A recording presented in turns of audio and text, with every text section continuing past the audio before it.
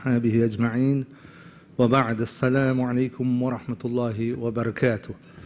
Inshallah, we continue with the tafsir of Surah An-Nisa from ayah number 29 and 30, inshallah. If we get time, we may begin 31, but that's a larger part we may leave to next week, inshallah. So these two ayahs, Allah subhanahu wa ta'ala, بعد أعوذ بالله من الشيطان الرجيم, Allah subhanahu wa ta'ala says, يا أيها الذين آمنوا لا تأكلوا أموالكم بينكم بالباطل إلا أن تكون تجارة عن تراض منكم ولا تقتلوا أنفسكم إن الله كان بكم رحيما. O believers, do not devour one another's wealth illegally, but rather trade by mutual consent, and do not kill each other or yourselves. Surely Allah is ever merciful to you. Then the next ayah, number 30, Allah subhanahu wa ta'ala says, وَمَن يَفْعَلْ ذَلِكَ عُدْوَانًا وَظُلْمًا فَسَوْفَ نُصْلِيهِ نَارًا وَكَانَ ذَلِكَ عَلَى اللَّهِ يَسِيرًا.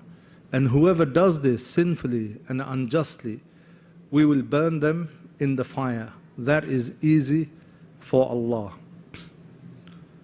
And then ayah number 31, إن تجتنبوا كبائر ما تنهون عنه نكفر عنكم سيئاتكم وندخلكم مدخلا كريما. If you avoid the major sins forbidden to you, we will absolve you of your lesser misdeeds and admit you into a place of honor. So looking back from the beginning of Surah An-Nisa, we see that Allah subhanahu wa ta'ala points out to the creation of all human beings, Adam alayhi salam, beginning with that brief narrative of the origins of Adam alayhi salam, how he was created, and the fact that whole of humanity is coming from a single father and mother. And then Allah subhanahu wa ta'ala talked about the brotherhood between the ummah, mankind, as well as each other's rights, not to usurp those rights and to be on guard and to make sure the rights are fulfilled.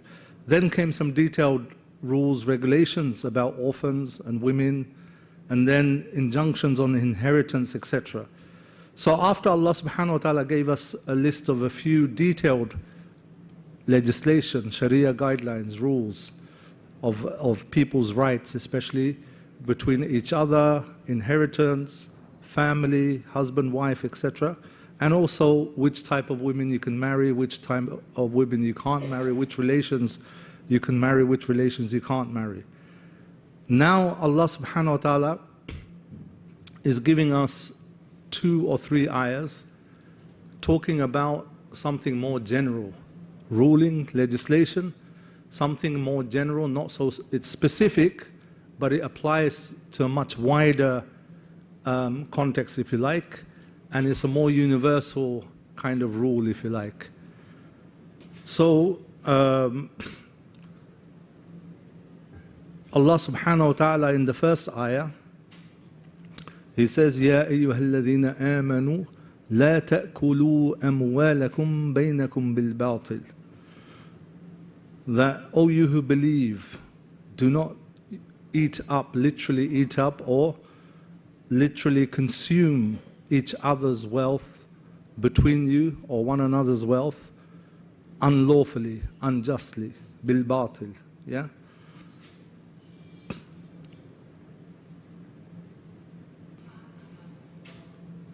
So the first one is what? First prohibition here, a very generic prohibition, which is that everyone's wealth, property, has a sacred protection from Allah subhanahu wa ta'ala. You cannot take somebody else's wealth, property, belongings, whatever it is, unlawfully. So Allah subhanahu wa ta'ala is bidding the protection of human property belonging to human beings, belonging to each other, could be Muslim, non-Muslim, male, female, doesn't matter. But the first command is around protection of property. And then later in the same ayah, Allah subhanahu wa ta'ala says about the protection of life, right? وَلَا تَقْتُلُوا أَنفُسَكُمْ, right? So two things are mentioned in this ayah, 29. One is the protection of wealth and property. The other one is the protection and the sanctity of life. Both are mentioned in the same ayah. These two protections are really crucial for individuals, families, societies in general, right? Without these two protections, no society can flourish. If there's no protection of wealth, whatever you earn, anybody can take by force, by dhulm, steal it from you or take it by force. Or if anybody can kill anybody without any punishment, without any retribution. If these two things are allowed or halal or go unpunished, then no community can grow. There'll be no economic flourishing, there'll be no safety for individual lives, there'll be no protection of the growth of the family and individuals and communities. And this is why these two things are from the universal overarching essential objectives, maqasid of Sharia. Hifzul mal and hifzul nafs. These two things, protection of wealth, property, and protection of life, are from the maqasid Sharia, or if you like, the universal goals of Sharia. So the scholar said, you can bring down all of the laws, the fiqh, the ruling of halal, haram, this is prohibited, many different rules, right? For example, under wealth, protection of wealth, there's many fiqh rulings. This is not allowed. You can't deceive someone in business transaction. You can't steal. You can't burgle someone's house. All of this is haram. You can't forcefully take somebody's wealth on the street. You can't mug someone. All of these rules and regulations that protect the wealth come under this one rule, hifz al-mal, protection of wealth. And then you have many fiqh rulings, different types of haram, this is prohibited, this is prohibited, etc., etc. And even some of the things that are encouraged can come under prohibition or protection of wealth. To protect your wealth, some things are encouraged as well. So like that, the scholars summarize the whole of Sharia under 5 or 6 overarching universal goals of Sharia called maqasid Sharia. So they are what? Things like protection of deen, right? Hifzul deen, protection of life, as I mentioned already, protection of intellect, right? Hifzul aql, protection of property, as we mentioned, hifzul mal, and protection of lineage, biological lineage. These are the 5, and then some add protection of reputation or dignity, if you like, ird, hifzul ird. So you have 5 or 6. Some people added that 6th one. So these 5 are like the headlines. You can say headings for groups of rulings of Sharia. All of Sharia, all of the rulings you have in the books of fiqh, in Islamic legislation, you can group them under these 5 headings. All of them will fit under one of these 5 or 6 headings, right? So why is zina is haram? No illegal sexual relations outside of marriage is haram. You can put it under which group? Hifz nasab. So protection of biological lineage.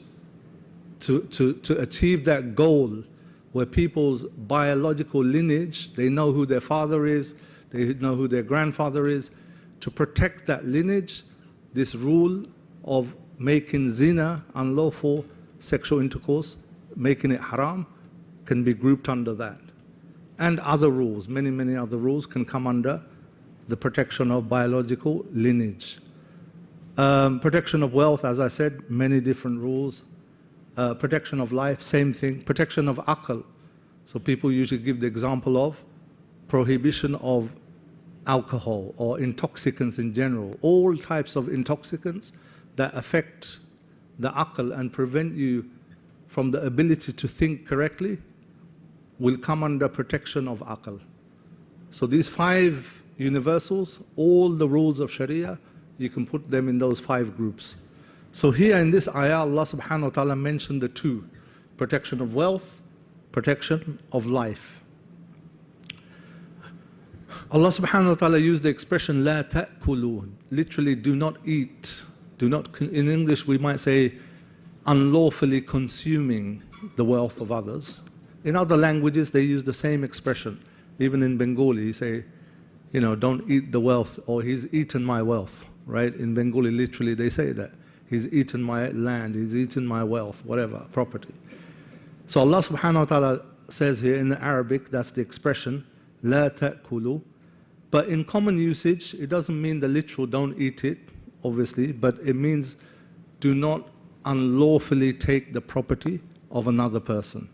Whether that includes food or drink, or non-consumables like money, or property, or land, or clothing, or other items and goods, right?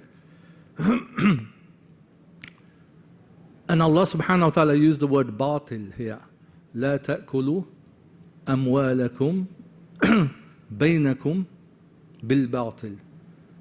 He used the word batil here, meaning do not consume the wealth between yourselves بالباطل, with unlawfully, yeah? It's been translated as by false means, yeah? Abdullah ibn Mas'ud and majority of the companions radiallahu anhum, they said all other forms, this batil, it means all other forms which are impermissible and are forbidden by the Sharia, included thereunder are theft, robbery, usurpation, breach of trust, bribery, interest, gambling, all the false transactions you can have. These are all haram because these are with batil. This is eating wealth, taking wealth, bil batil, right? By false means. So in summary, the commentators of the Qur'an have said this sentence prohibits 3 types of gaining wealth, 3 types, 3 general types. The first one is it prohibits stealing or forcefully seizing the wealth or property of others, obviously.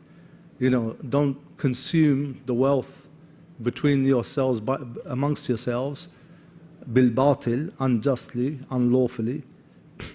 It means you cannot steal or forcefully take somebody else's wealth from them. That's very obvious. Number 2, it includes taking the wealth of others by deceptive means. So maybe they gave you, there's a transaction. The other person thinks that he's agreeing to a business transaction, but actually you're deceiving them. Maybe the goods you described to him to sell it isn't the description, isn't the actual, the goods are not in that condition. It's not as you described. They're not fit for purpose. They don't fit the description of sale.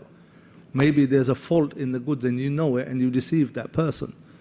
Or maybe you did some other kind of deception which they're not aware of. As we know, there's many, especially in this day and age, there's many ways of deception to get people's money through some kind of business transaction. So all of that, taking the wealth, not by force, but by deception, all of that is included in this. The third is squandering your own wealth in haram things is included in this.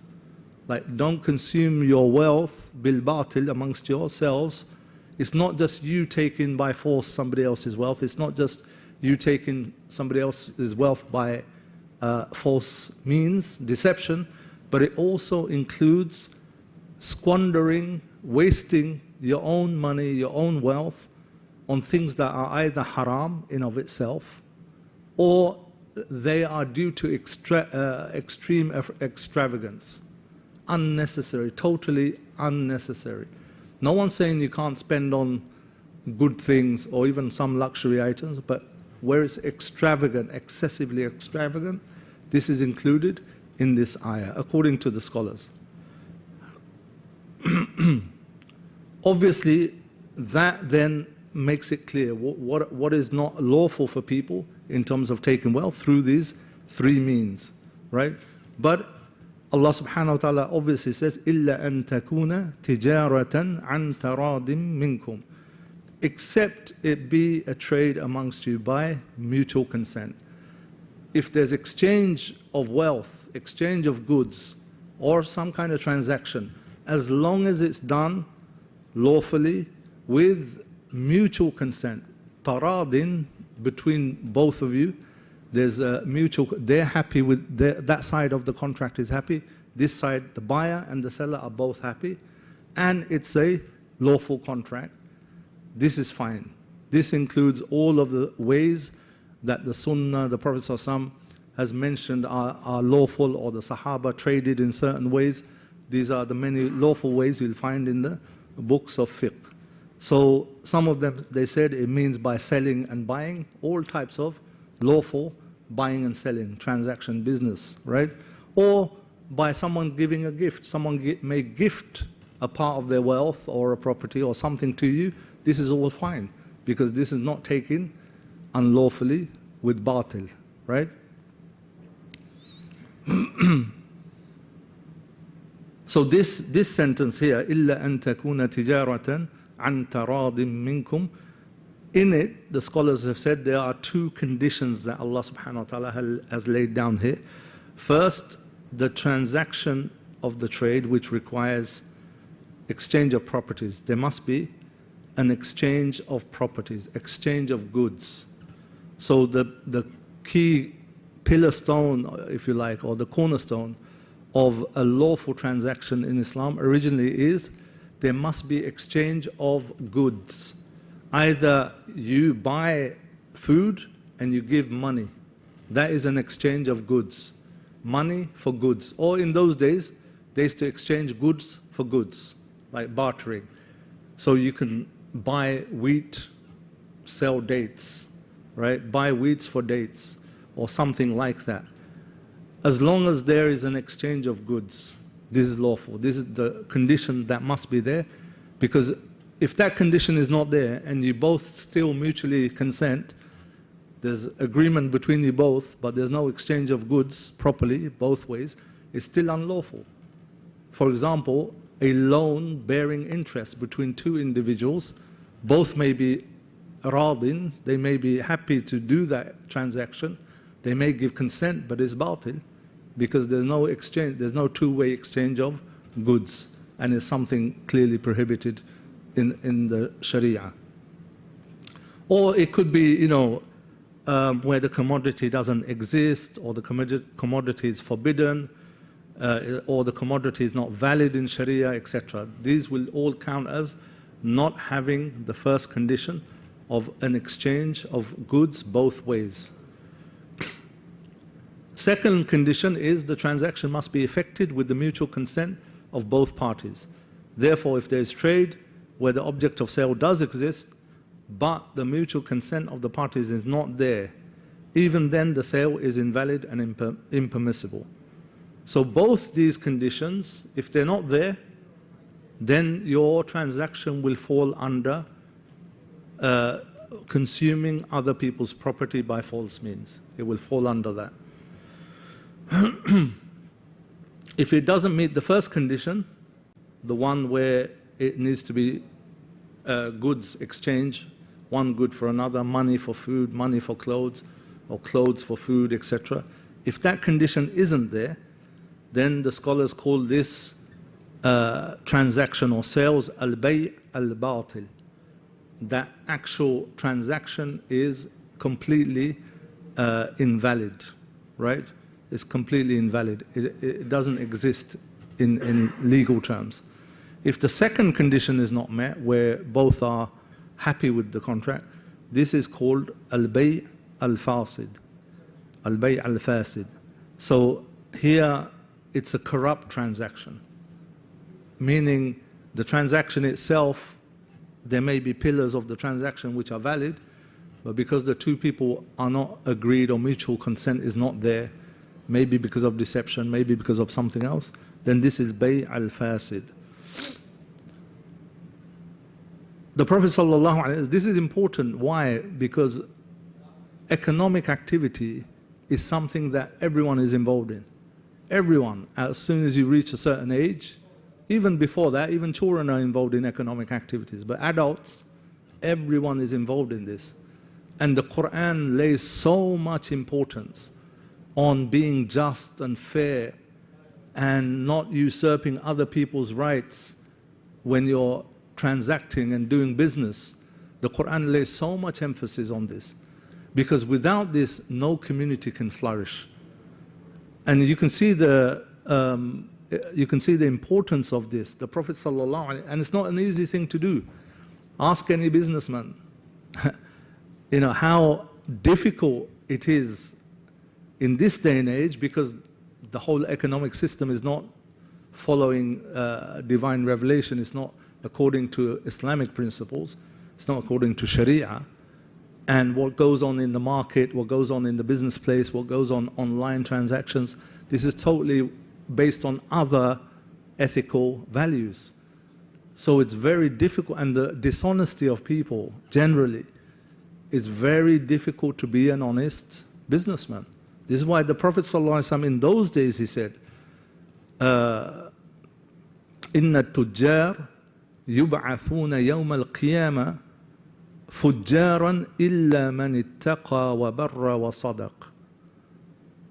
It's collected by Al-Hakim. He said, the Prophet ﷺ said, traders will be raised on the day of judgment as sinners.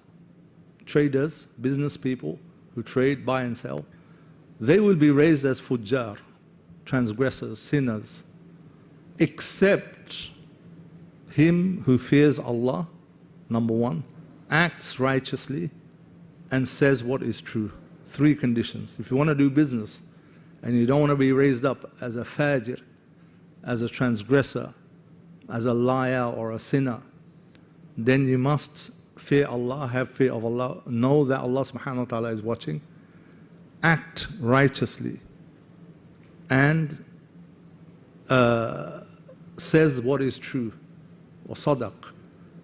The biggest problem you have in transactions is the person selling it is always trying to over-describe, exaggerate his product or her product or the car or whatever it is, consumer goods, clothing, whatever it is. Everyone's trying to exaggerate or not speak the truth about their products.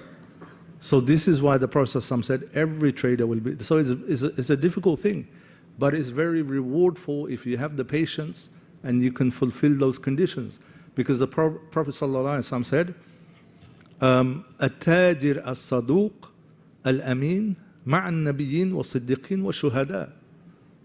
In Tirmidhi collected this hadith. He said, the truthful and trustworthy trader shall be with the prophets and the truthful and the martyrs. The truthful and trustworthy trader, right?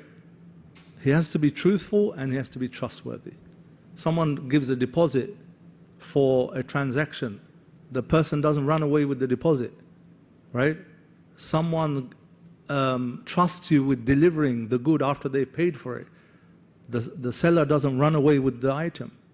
He fulfills the contract, right? The one who does this shall be with the prophets and the truthful and the martyrs. Subhanallah, what a high status. But that's why it must be quite difficult to implement. It's not a joke. It's difficult. Obviously, as the generations go, as the ages go, it becomes more and more difficult. But inshallah, people should try their best, but at least they should be aware. Many people are not even aware. They're lying, cheating, as though it's normal, very normal for people to do that, right?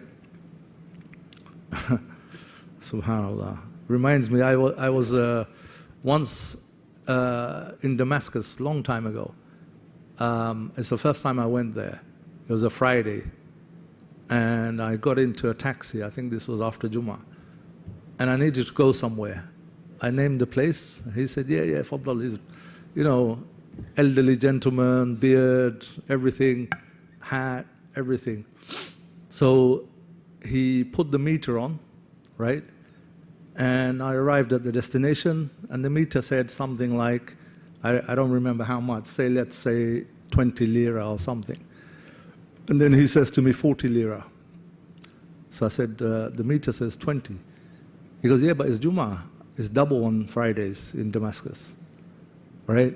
And I didn't know any better. I just thought, okay, maybe it sounds a bit odd, but maybe it is, because it's like a holiday, it's like a Sunday equivalent to the UK. So I paid him 40. Later on, I asked somebody, they said, no, that's not true. He just lied, he scammed you. That's what he did.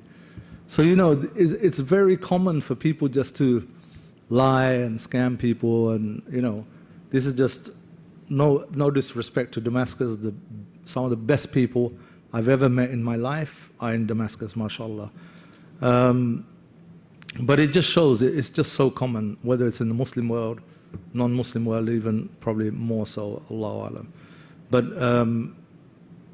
I mean, it's a common knowledge as well. People say it's hard to find honest, truthful businessmen, investments. How many people have lost money through dishonest people promising certain investments or returns on investments, etc.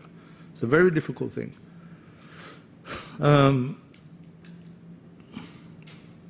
So then Allah subhanahu wa ta'ala says, وَلَا تَقْتُلُوا أَنفُسَكُمْ, right? Do not kill yourselves. Do not kill yourselves. What does this mean?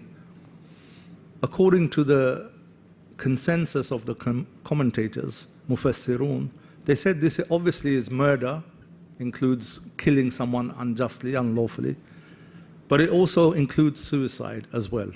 It also includes killing one's own self, right? A lot of the commentators said the first meaning is that don't kill somebody else. The first meaning is the prohibition of murder. Because they said in those days, they said because somebody doesn't have to be told not to kill himself. This is very unusual, very strange. In those days, it wasn't very known that people killed themselves, unless it's a rare occasion or something happened. So they said the first meaning is, and which is applicable even today, the first meaning is that it's haram to kill or take another life without any just cause. But they said both are included. Prohibition of killing, murder, as well as prohibition of suicide. As we know, Allah subhanahu wa ta'ala says in the Qur'an, من أجل ذلك كتبنا على بني إسرائيل أنه من قتل نفسا بغير نفس أو فساد في الأرض فكأنما قتل الناس جميعا ومن أحياها فكأنما أحيا الناس جميعا. That is why we ordained for the children of Israel that whoever takes a life, unless as a punishment for murder or mischief in the land, it will be as if they killed all of humanity. And whoever saves a life, it will be as if they saved all of humanity. So this is how severe the act of killing somebody, taking a life is, right? Allah subhanahu wa ta'ala is saying that it's as though you kill the whole of humanity. Take one life, it's as though you killed the whole of humanity. And you save one life, it's as though you saved the whole of humanity. And, you know, it's no coincidence that this is addressed to Bani Israel with what's going on. But obviously, no one's just picking on them. It's not as though the Muslim world, there's no killing and murder. It happens everywhere. It's not just Bani Israel, but this particular context is for them. But, you know, but again, in our communities now, whether it's back home, here, in our communities, how easily do people kill each other? It was unheard of, say, 30, 40, 50 years ago. But now it's becoming, it's not common, but you hear of it more and more. A murder took place, right? Either sometimes it's on the streets, someone shooting somebody, someone stabbing, usually stabbing somebody, and killing someone, just over something very small, over drugs or money, or someone looked at somebody the wrong way and they've gone and stabbed them and the boys died. You've got, even in the news stories, you'll hear one or two cases of where women, Muslim women, have killed their boyfriend or their husband or whatever due to affairs and things like that. These are cropping up in the news stories as well. So again, the gravity of killing someone is not ingrained in many people's minds. They take it very lightly. And especially killing another believer. Allah subhanahu wa ta'ala says, وَمَن يَقْتُلْ مُؤْمِنًا مُتَعَمِّدًا فَجَزَاؤُهُ جَهَنَّمْ خالدا فيها وغضب الله عليه ولعنه وأعد له عذابا عظيما. And whoever kills a believer intentionally, their reward will be the hellfire, where they will stay indefinitely. Allah will be displeased with them, condemn them, and will prepare for them a tremendous punishment. This is if you kill a believer, right? So this is one of the, as they say, the 7 destructive sins, or the 7 greatest sins. Murder is one of them. Murder, killing somebody without a just cause, without due process and law, killing someone unjustly, unlawfully, is one of the greatest sins. Out of all of the sins, the Prophet and Sahaba, they mentioned 7, sometimes 9, sometimes 11, sometimes more or less. But in all of them, murder is there. Killing somebody else, taking a life is there, is one of the greatest sins. Of course, this is to emphasize the gravity of it. Yes, if someone does tawbah, inshallah, and they realize, repent truly, etc., of course Allah can forgive them. And then prohibition of suicide in this ayah as well. That do not kill yourselves, because it's both in the plural. It could mean do not kill yourselves, i.e. do not kill each other. And it could also mean, include the meaning of, do not kill yourself as an individual. Right? The Prophet ﷺ said, whoever kills himself with an iron tool, then his tool will be in his hand and he will keep stabbing himself with it in the fire of Jahannam forever and ever. Whoever kills himself with poison, then his poison will be in his hand and he will keep taking it in the fire of Jahannam forever and ever. Same thing with if someone throws himself off a mountain, etc. So this hadith was collected by Bukhari and Muslim. And another hadith says something very similar. Whoever kills himself with an instrument will be punished with it on the day of resurrection. And this is collected by the Jama'ah, the 4 Sunans, apart from Bukhari and Muslim. So Allah subhanahu wa ta'ala here is including both. Suicide, again, suicide is something generally is more widespread, generally, not just in the Muslim community, but even in the Muslim community, it's there. We can't say you've never heard of a Muslim committing suicide. Yes, of course, it's there as well. Obviously, there could be genuine reasons, sometimes well-being, mental health and other things are there. We don't judge anybody, but it's there, something to be aware of. Sometimes people don't know this ruling. Sometimes they don't know what the severe warning is, and they may be going through a bad patch. They're not aware of these things, and then they take that fateful decision, and just they think life is not worth living. So it's important for people to raise awareness, to think, to discuss, and be educated about these things.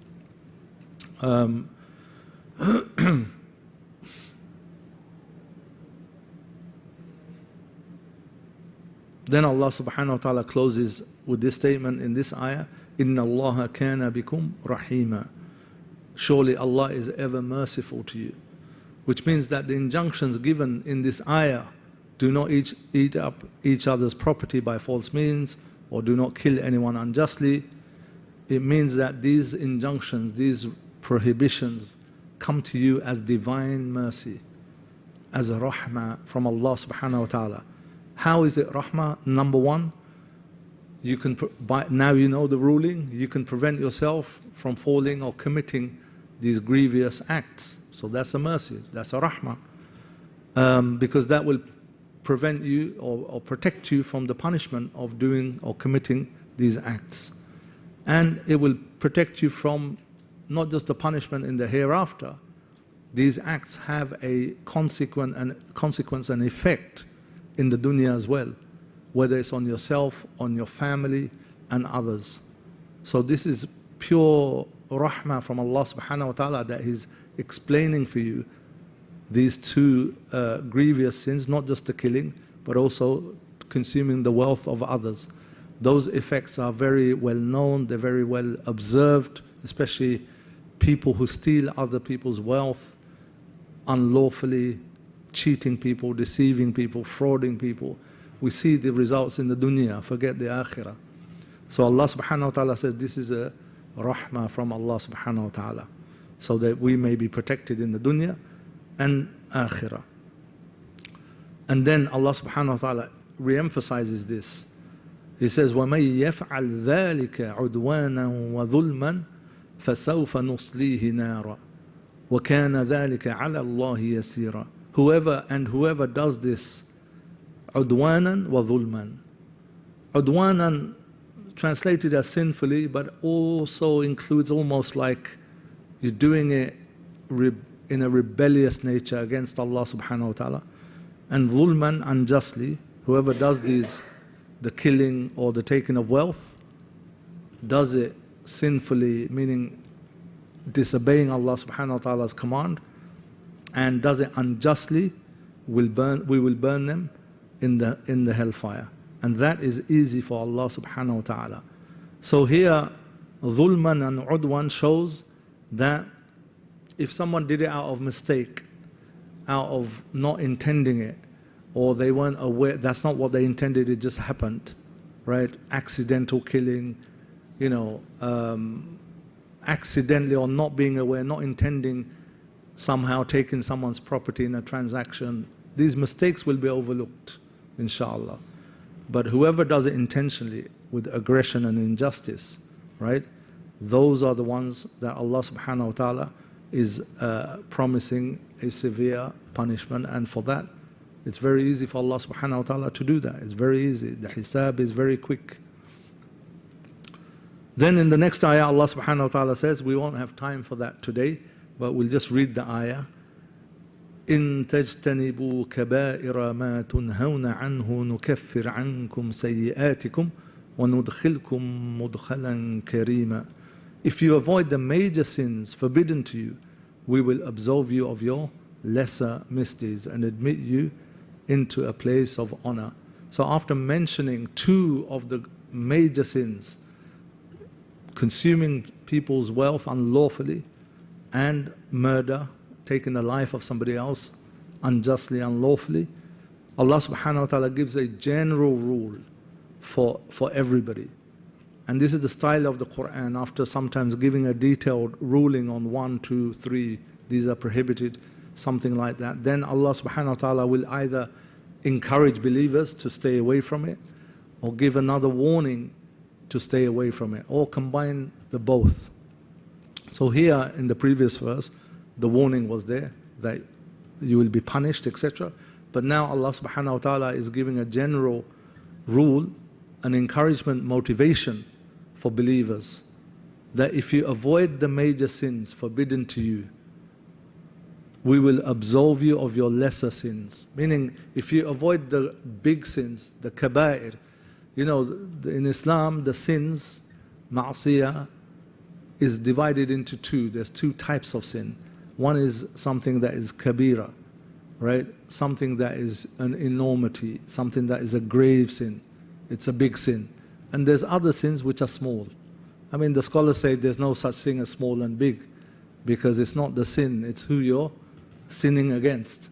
All sins are against Allah subhanahu wa ta'ala, therefore they're all big. But technically, the scholars and the Prophet ﷺ has given guidance on this too. Technically, there are big sins and small sins. Kaba'ir, yeah, and saghair, or kabira and saghira. So Allah is saying, if you avoid the big sins, the kaba'ir, then He'll forgive you the small sins. So we'll go into it next week, because there's a lot of discussion about which sins are included in the kaba'ir. Like I said, some scholars mentioned 7, others said 9, others said 11. Others said it's every sin which is mentioned in the Qur'an with the threat of the punishment of the hellfire, is a kabira, is a major sin. There's discussion, so we'll go through that list of which things are included, so that we are all aware, inshallah. But this is again a mercy from Allah subhanahu wa ta'ala, because somebody who really understands Islam, has been given the tarbiyah, hopefully, and the right context and conditions, for them, they will find it a bit easier to stay away from the major sins. Not everybody, I'm not talking about people who haven't had basic Islamic upbringing, but if you've had a basic Islamic upbringing, it's more or less easier, not easy, but easier to stay away from the major sins that Allah subhanahu wa ta'ala has mentioned, or the Prophet ﷺ has indicated towards. And that's a mercy from Allah subhanahu wa ta'ala. He's giving you encouragement, He's giving us encouragement. Just stay away from these few, the big sins. The rest, I'll forgive them anyway. If you stay away from those are forgiven for you. But there's a discussion, is it automatically forgiven? Is it, which ones are in the small, which ones are in the big? What about tawbah, etc., etc. There's a lot of discussion. So inshallah we'll continue that discussion next week, inshallah. We'll stop here for today and we'll carry on with 31 onwards next week, inshallah. If there are any questions for today, we can take it, inshallah. Yes, Shana. Wa alaikum salam wa rahmatullah. Yeah, fadl. Yeah, yeah.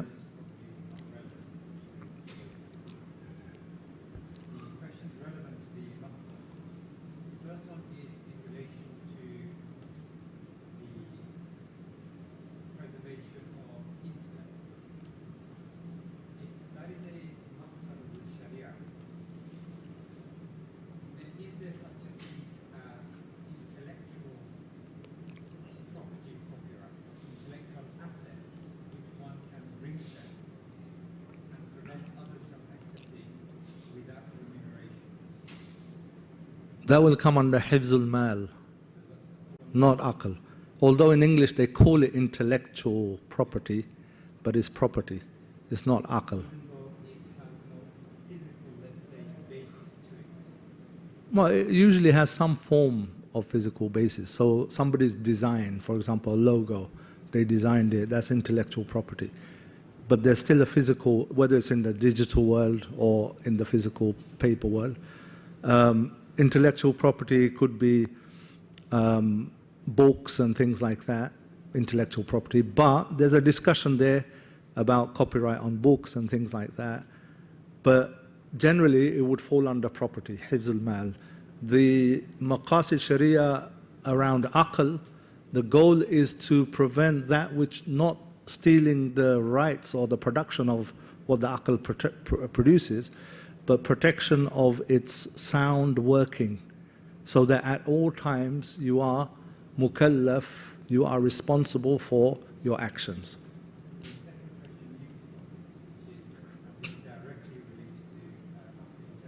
Yeah.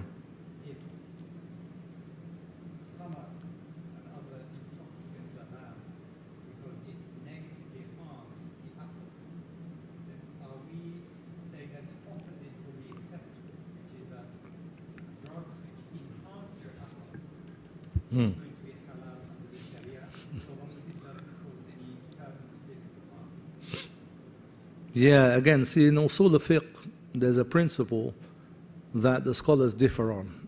So this is called mafhum mukhalafa in usul al-fiqh. So like the Malikis, I believe, and maybe one or two other schools, they say there's a concept of, like in that example you gave, if Allah subhanahu wa ta'ala prohibits something, makes something unlawful, then its opposite is something encouraged. Yeah? So if Allah subhanahu wa ta'ala in a text, in the Qur'an, or the Prophet ﷺ, in a text, in a hadith, he says, don't do this, or this is haram. So mafhum mukhalafa means understanding its opposite. So therefore, its opposite will be something encouraged. But that's not an agreed upon principle. Like the Hanafis generally don't agree with that principle. So that's number one. Number two, it depends what kind of drug it is, what's the purpose. For example, if it's something natural, like the scholars, they used to drink coffee, right, to keep awake and give them long nights of staying awake and writing and thinking, etc. Now, it doesn't obviously enhance your intellect, but it kind of keeps you alert. It's just caffeine, isn't it? It keeps you alert. So does that change your physical features? Only temporarily it does. It enhances your ability to stay awake.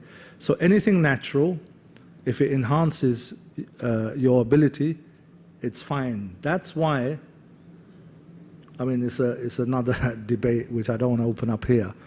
But in the past, the Hanafi scholars allowed nabidh, right?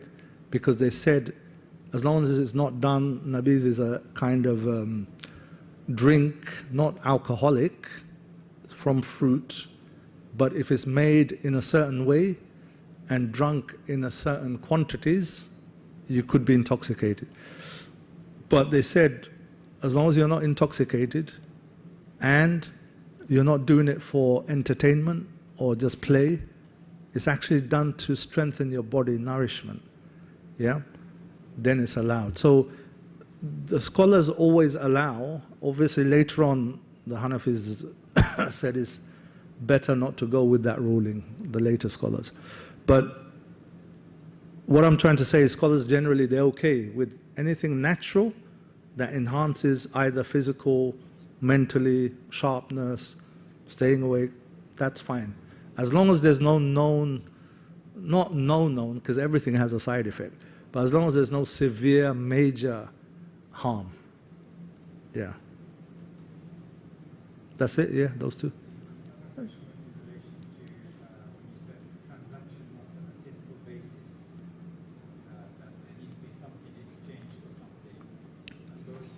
Goods must be exchanged, yeah. Not these days, it might not have to be physical, but there must be goods. This may probably answer my question. If the good is, does the goods necessitate does it have to be tangible? Because if it's not tangible, if it has to be tangible, and the values have to be like for like, then... No, values don't have to be like for like. That's only in the 6 categories of gold, silver, certain food stuff. They have to be like for like, yad and biyad at the same time. Like if you exchange gold for gold, has to be like for like, has to be on the spot purchase. But not all things. For example, you could sell 100 eggs for 2 apples. That's fine. Okay, so that's restricted to those certain... Yeah, it's only when it's of the same... It's not a principle. It's only restricted to these 6 items, according to the majority of scholars. When you exchange them of the same jins, the same type, gold for gold, when you're exchanging gold for gold or silver for silver, that's when it has to be the same. There cannot be any increase or decrease. Yeah. Any other questions? If not, we'll stop here, inshallah. Jazakumullah khairan. Subhanakallahumma wa bihamdika ashhadu an la ilaha illa anta astaghfiruka wa atubu ilayk. If there are any new brothers here, we have Brother Khairul here. We have a WhatsApp group where we send the links for the recording, an announcement, etc.